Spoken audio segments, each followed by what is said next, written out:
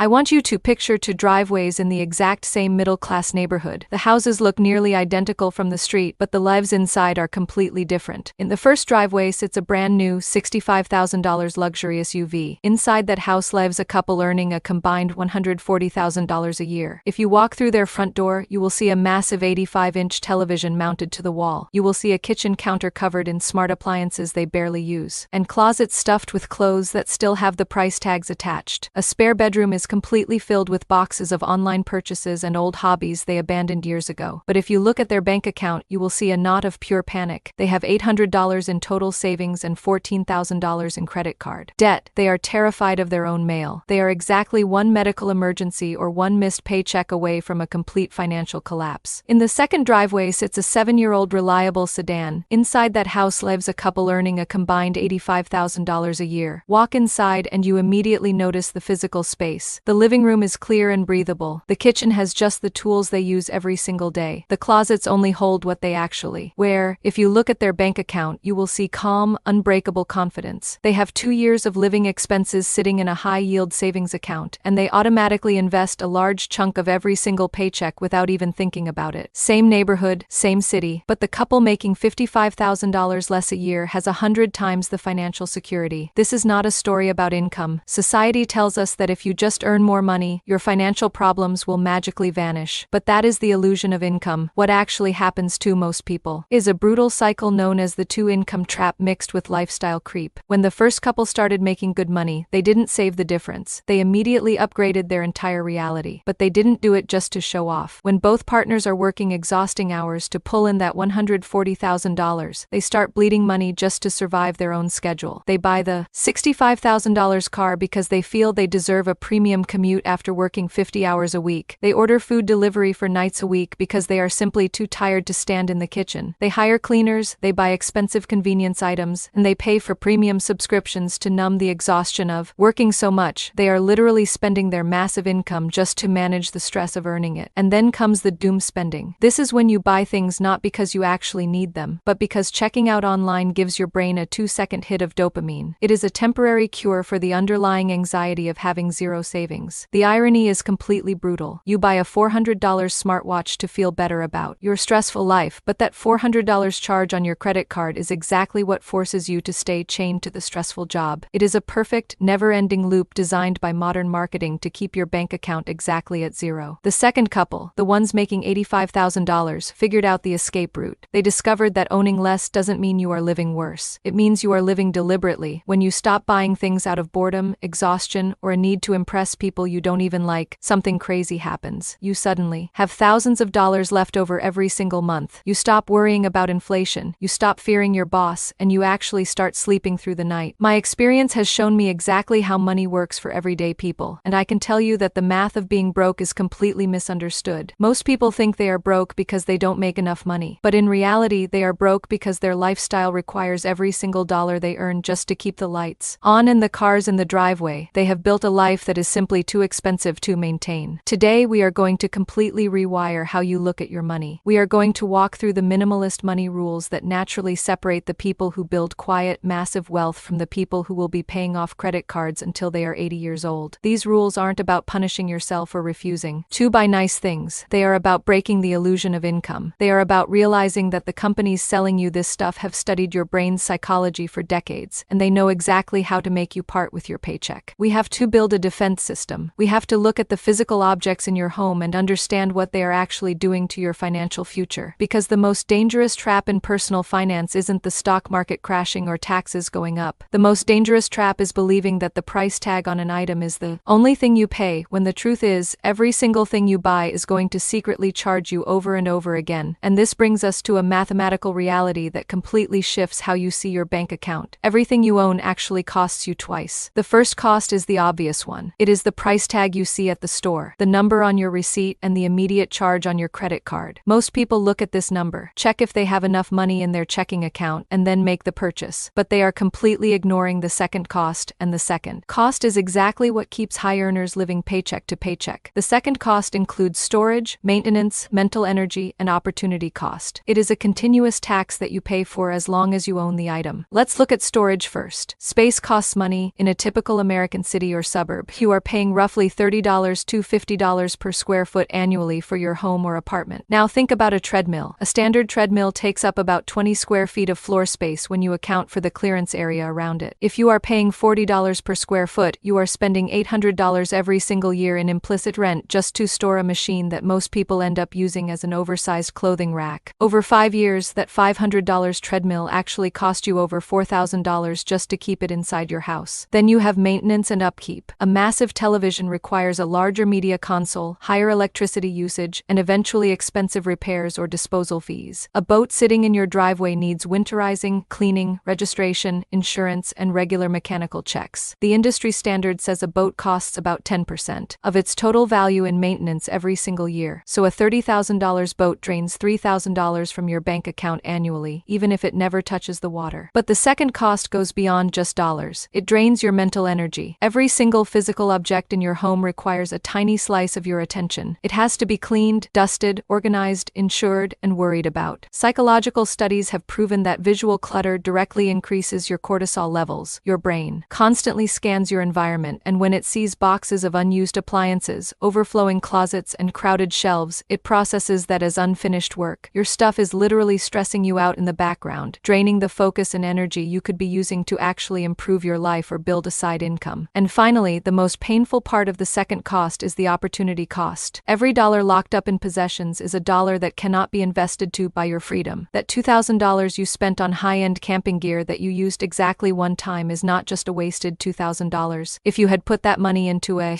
simple index fund, it could have grown to $6,000 or more over the next decade. You did not just buy a tent and some sleeping bags. You bought camping gear instead of future financial security. The purchase price is just the entry fee, but the ongoing costs last forever. Minimalists understand this math naturally. They do not avoid buying things because they hate nice stuff or want to live in empty rooms. They avoid buying things because they have calculated the true cost and realize that most modern products simply are not worth the trade. This leads us to the single most powerful rule you can apply to your spending starting today. Before you buy anything, you must calculate its cost per use. Cost per use is the only honest way to measure the value of an item. To find it, you simply take the price of the item and divide it by the number of times you will realistically use it. Let's compare two different people buying a winter jacket. The first person goes to a fast fashion mall store and buys a trendy jacket for $40. It feels like a great deal, but the zipper is cheap, the material isn't actually warm, and the style looks outdated by next winter. They wear it exactly 4 times before pushing it to the back of the closet. That jacket costs them $10 per wear. The second person, thinking like a minimalist, spends $300 on a high-quality, classic winter coat. It feels expensive up front, but the coat is incredibly warm, durable, and never goes out of style. They wear it 100 days a year for 4 years straight. That is 400 total wears. That $300 jacket costs them just 75 cents per wear. The expensive jacket is mathematically undeniably cheaper. This simple calculation instantly destroys the urge to make impulse purchases. That $250 specialized kitchen gadget that makes fancy waffles. If you only use it twice a year for family brunches, it is costing you $125 per use. That is an insanely expensive way to make breakfast. Meanwhile, a $40 coffee maker that you use 365 days a year costs barely over a dime per use. When you start running this math in your head, the marketing tricks stop working on you. You stop seeing a 50% off sale and start seeing a long-term contract that you have to maintain, store, and clean. You stop buying things to solve temporary boredom because you realize you are signing up for a permanent second cost. But even if you become a master at calculating the cost per use, there is another psychological trap waiting for you the moment you bring a new item into your house. It starts with buying just one single, innocent thing that suddenly forces you to change your entire environment. This leads us to a psychological trap so powerful it has its own name in behavioral science. It is called the Diderot effect, and it is the primary reason most people cannot stop their spending once it starts. The story begins in the 1700s with a famous French philosopher named Denis Diderot. For most of his life, Diderot lived in what he called harmonious poverty. He was a brilliant man but had very little money. That changed when the Empress of Russia, Catherine the Great, heard of his financial struggles and bought his personal library for a massive sum of money. Suddenly, Diderot was wealthy. The first thing he did with his new fortune was buy a beautiful, luxurious scarlet dressing gown. It was the finest thing he had ever owned. But the moment he put it on and sat in his study, he noticed something deeply unsettling. His old straw chair looked pathetic next to the elegance of the red robe. His wooden table looked scarred and cheap. His old tattered rug seemed like a disgrace to the floor. Diderot felt a desperate psychological need for harmony. He couldn't stand the discordance between his beautiful robe and his humble home. So he replaced the straw chair with an armchair covered in expensive leather. He replaced the wooden table with a costly writing desk. He bought a new rug from Damascus, new sculptures, and a high-end mirror. Within months, Diderot had spent almost all of his wealth. He had upgraded his entire life to match a single robe, and in his own words, he became a slave to his new possessions. He famously wrote, "I was absolute master of my old dressing gown, but I have become a slave to my new one." This is exactly what happens in your life every time you make a departure purchase. You buy a new, high-end couch, and suddenly your coffee table looks shabby. You buy a new smartphone, and now your old headphones feel outdated. So you buy the premium wireless version. You move into a slightly nicer apartment, and suddenly your old furniture feels like it doesn't belong, so you spend $10,000 furnishing a space that was perfectly fine before. This is the lifestyle multiplier effect. A single purchase is rarely just one transaction. It is a trigger for a cascade of supporting expenses. Think about the invisible ecosystem of a major purchase. If you buy a boat, you aren't just buying a boat, you are buying a trailer to move it, you are buying a hitch-equipped vehicle to pull that trailer, you are buying life jackets, specialized cleaning supplies, winter storage fees, and insurance. The $20,000 boat actually costs you $35,000 within the first 2 years because of the multiplier effect. Marketing companies understand this perfectly. It is why they sell you starter kits or ecosystems. They know that once they get you to buy the primary item, your own brain will force you to buy the accessories just to feel a sense of unity and balance. Minimalists break this cycle by recognizing the Diderot effect the moment it strikes. They understand that a new item making your old items look shabby is a trick of the mind, not a physical reality. Your old table didn't actually change when you bought the robe. Only your perception did. To stay stable, you have to stop seeking aesthetic harmony at the expense of your financial freedom. You have to be comfortable with a mismatched life if it means a matched bank account. But even if you understand the history of Diderot, you are still living in a world specifically engineered to break your willpower. You are fighting against billion-dollar algorithms designed to make you click buy before your brain can even process the cost. To win this war, you need more than just knowledge, you need a physical defense system. We have to be honest about the world we live in. Your willpower is no match for a billion-dollar algorithm. We like to think we are in control of our choices, but modern technology is specifically engineered to bypass your logical brain and speak directly to your impulses. Every time you open a social media app or a shopping website, there is a supercomputer on the other side. Its only job is to figure out exactly what you want, show it to you at the exact moment you are most tired, and make it possible for you to buy it in less than 3 seconds. This is why one-click checkout is so dangerous. It removes the moment of reflection where you would normally ask, "Do I actually need this?" Instead, the item is purchased before your brain can even process the cost. If you rely on willpower to stay financially stable, you will eventually lose. Willpower is like a battery. It drains throughout the day. By 7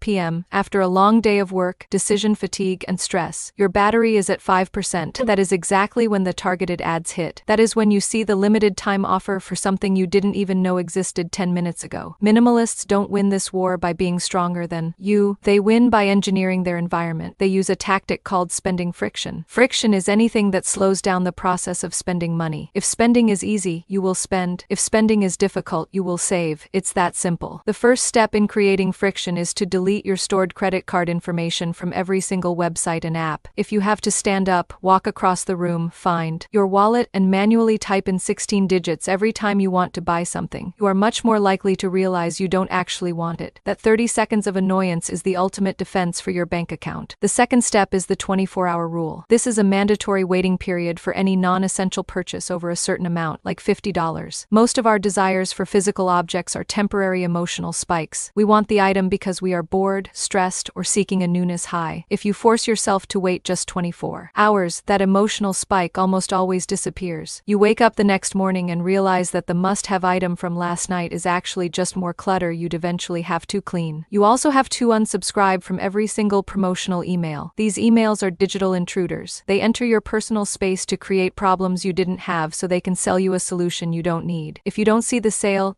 doesn't exist for you. By creating this friction, you aren't just saving money. You are protecting your mental peace. You are taking the power back from the algorithms and putting it back in your own hands. You are making the right choice, the choice to save, the easiest choice to make. But even after you've built these walls, you still have to deal with the mountain of stuff you already own. Most people are living in a museum of past enthusiasm, surrounded by items that are quietly draining their energy. To truly become stable, you have to learn how to audit your reality and separate the valuable from the parasitic. Now that you've built a defense against the world outside, it's time to look at the world inside your own four walls. Most people aren't just struggling with what they might buy. They are drowning in what they already own. Walk through your home right now and look at the objects surrounding you. For the average person, about 80% of what they possess is rarely, if ever, used. These items are what I call passive parasites. They sit on your shelves, hide in your drawers, and clutter your closets, silently consuming your mental bandwidth and physical space without giving anything back. To break free from this, you have to apply the replacement test. Pick up any item, a kitchen gadget, a pair of shoes, a piece of tech, and ask yourself this one brutal question. If this item disappeared today, would I spend my hard-earned money to replace it right now? Be ruthlessly honest. If your air fryer vanished, would you go out and buy a new one this afternoon because it's vital to your life? Or would you secretly feel a sense of relief that there's finally more counter space? If the answer is no, that item has failed the test. It exists in your life through inertia, not intention. It's a remnant of an impulse purchase, a gift you felt obligated to keep, or a version of yourself that no longer exists. When you keep items you wouldn't replace, you are paying a clutter tax. Every minute you spend cleaning around that item, organizing it, or even just looking at it is a minute stolen from your future. Minimalists ruthlessly eliminate anything that fails this test because they realize that an empty shelf is more valuable than a shelf filled with things they don't actually want. This leads us to a second, even more critical rule. Boredom is not a mechanical failure. We live in a culture of upgrade theater. We are trained to believe that the moment a newer version of something exists, our current version becomes obsolete. Your phone works perfectly, it makes calls, sends texts, and runs every app you need. But because a new model was released with a slightly faster processor or a marginally better camera, you suddenly feel like yours is broken. It isn't broken, you're just bored. Minimalists maintain a strict policy. Never replace something that functions properly. A car that reliably gets you from point A to point B is a successful tool. A television that shows a clear picture is a functional device. The desire for novelty is a marketing trap designed to keep you in a state of perpetual dissatisfaction. Think about the math over a lifetime. The average American replaces their smartphone every 2 to 3 years. Over 30 years, this pattern driven entirely by boredom and marketing costs between $30,000 and $50,000. When you apply this upgrade logic to your car, your furniture, and your laptop, you are easily throwing away over $200,000 of your potential wealth just to solve a temporary feeling of boredom. An item remains functional until it genuinely fails to perform its required task. Mechanical breakdown is a reason to buy, a cracked screen that hinders use is a reason to repair. But the existence of a pro or ultra version of what you already own is a distraction from your financial goals. By defining functional clearly, stop being a victim of the upgrade cycle. You stop solving problems you don't actually have. You start realizing that the best way to save $1,000 this month isn't to find a coupon, it's to realize that your current phone is perfectly fine for another year. But as you clear out the clutter and stop the upgrades, you'll encounter one final, sneaky category of spending: the aspirational trap. This is where you buy a version of a person you wish you were, rather than the person you actually are. This leads us to a category of spending that is perhaps the most deceptive of all: the aspirational trap. If you look into the garages and spare closets of most suburban homes, you won't just find trash. You will find what I call the museum of past enthusiasms. You will find high-end camping stoves from that one weekend someone thought they were going to become an outdoorsman. You'll find a dusty electric guitar from the month someone decided they were finally going to learn to play. You'll find expensive photography lenses, bread makers, and specialized workout equipment that hasn't been touched since the first week of January. This is aspirational clutter. It's the money we spend on the person we wish we were, rather than the person we actually are. We buy the gear thinking the purchase itself is the first step toward a new identity. We think that owning the $2,000 mountain bike will magically make us the kind of person who wakes up at 5 o'clock a.m. to hit the trails, but it doesn't. Usually the gear just sits there as a physical reminder of a failed ambition, mocking us every time we walk past it. Minimalists avoid this by following a strict rule: rent or borrow before you buy. If you suddenly feel the urge to take up a new hobby, do not go to the store. Go to a rental shop. Rent the skis, borrow the sewing machine from a neighbor. Use a community maker space for the woodworking tools. This does two critical things. First, it reveals whether your enthusiasm is genuine or just a temporary spike of dopamine. Most interests fade after the first 3 sessions. It is much better to discover this while spending $50 on a rental than $2,000 on a permanent burden. Second, renting actually teaches you what you need. A beginner golfer doesn't need a $3,000 set of clubs. They need to learn how to swing. By the time you've rented enough to justify a purchase, you'll actually have the knowledge to buy exactly what works for you, rather than guessing based on a salesperson's recommendation. But even as you stop the flow of new stuff, there is one final, ultimate trap that catches almost everyone as they move up in their careers. It's the reason why someone earning $250,000 a year can still feel just as broke as someone earning $50,000. It happens because because they never did the one thing that actually guarantees wealth, defining enough before they started earning it. Most people view their lifestyle as a moving goalpost. When they earn $40,000, they think they'll be happy at $70,000. But the moment they hit $70,000, they upgrade their car, move to a bigger apartment, and suddenly they feel they need $120,000 to be comfortable. This is a race with no finish line. If your expenses always expand to match your income, you are not building wealth. You are just managing a more expensive version of being broke. Minimalists break this cycle by setting a hard lifestyle cap. They decide in advance what kind of home is actually sufficient. They decide which car meets their genuine needs and which wardrobe constitutes a complete collection. Then, when their income inevitably increases through raises, bonuses, or side hustles, they don't change a single thing about their daily spending. Think about the math of the person who defines enough at a $60,000 lifestyle but eventually starts earning $150,000. That $90,000 gap, the difference between their income and their enough, is pure, unadulterated freedom. It flows directly into investments, into early retirement, and into absolute security. Meanwhile, their colleague who earns the same $150,000 but constantly redefines enough upward ends up with a giant house, a massive car payment, and zero liquid cash. They are earning at an elite level, but they are still living on a knife's edge. Defining enough creates a psychological finish line. It stops you from looking at your neighbor's new purchase with envy because you've already decided that you don't need it to be satisfied. It transforms your relationship with work from a requirement for survival to a choice for growth. When you combine this with the rules we've discussed, calculating cost per use, creating spending friction, and ignoring the upgrade cycle, your bank account starts to do something miraculous. It starts to grow faster than you ever thought possible. And that leads us to the final realization that changes everything. The moment you realize that true wealth isn't about what you own, but about the invisible power you hold when you don't need to own anything at all. This leads us to the ultimate shift in perspective that separates the wealthy from the merely high-earning. Most people measure their success by what they can accumulate, the square footage of their home, the brand of their watch, or the badge on the front of their car. But minimalists measure wealth by a completely different metric. They measure it by optionality. Optionality is the invisible power to make free choices about your life without a price tag attached. It is the ability to walk away from a toxic job that is destroying your mental health because you have 2 years of expenses in the bank. It is the ability to take 6 months off to handle a family emergency without asking for permission. It is the ability to start a business, move to a new city for a relationship, or retire a decade earlier than everyone else. These options are the highest form of wealth, but they are only available to people who have built a substantial gap between what they earn and what they spend. The person earning $200,000 but spending $195,000 has zero optionality. They are a high-income prisoner. They are chained to their desk because their lifestyle requires every single dollar to function. They cannot take risks, they cannot say no to a difficult boss, and they cannot absorb a single financial shock. Meanwhile, the person earning $80,000 but spending $45,000 has extraordinary optionality. They have more true power over their own life than the $200,000 earner because they own their time, not their possessions. Each purchase you make is a direct trade. You aren't just exchanging $1,000 for a new laptop or $50,000 for a new car. You are trading your future optionality for a physical object. You are trading your ability to say no later for a high right now. When you look at spending through this lens, the $700 phone upgrade doesn't just look like a phone, it looks like a month of freedom you're giving away. This perspective transforms the urge to spend. You stop feeling deprived when you skip a purchase. Instead, you feel empowered. You realize that by not buying that item, you are literally buying your own freedom. You are keeping your liquid resources available so they can work for you, growing in index funds and high-yield accounts, instead of rotting in a garage or devaluing in a driveway. And here is the secret that nobody tells you about minimalism and money. The relationship is bidirectional. Owning less creates more money, but having more money also makes owning less feel natural. When your savings account is robust and your investments are growing, the psychological need to buy things to feel successful simply dissolves. You don't need a luxury car to tell the world you've made it when your bank account already tells you the story you want to hear. The cycle of consumption is often just a temporary emotional band-aid for the anxiety that financial insecurity creates. Once you remove the insecurity through actual financial strength, the compulsion to spend often vanishes on its own. You enter a virtuous cycle. Spending less leads to saving more. Saving more creates absolute security. Security reduces the emotional drive to buy status symbols, and reduced spending accelerates your wealth even further. The choice between these two lives is available to you right now, regardless of your current salary. You can continue the race with no finish line, accumulating passive parasites until your possessions own you. Or you can apply these minimalist money rules, calculating cost per use, creating spending friction, defining enough, and valuing optionality above all else. results. If you start today by applying the replacement test to just one room in your house, you will feel the weight start to lift. If you implement the 24-hour rule this week, you will see your bank account begin to stabilize. True financial stability isn't a destination you reach when you hit a certain income level. It is a state of mind you achieve when you realize that you already have enough. The math strongly favors the minimalist, but the peace of mind favors them even more. If this deep dive into the psychology of money helped you see your finances differently, make sure to subscribe to Emma Invests. We are dedicated to providing clear, actionable education to help you take full control of your financial future. Thanks for watching.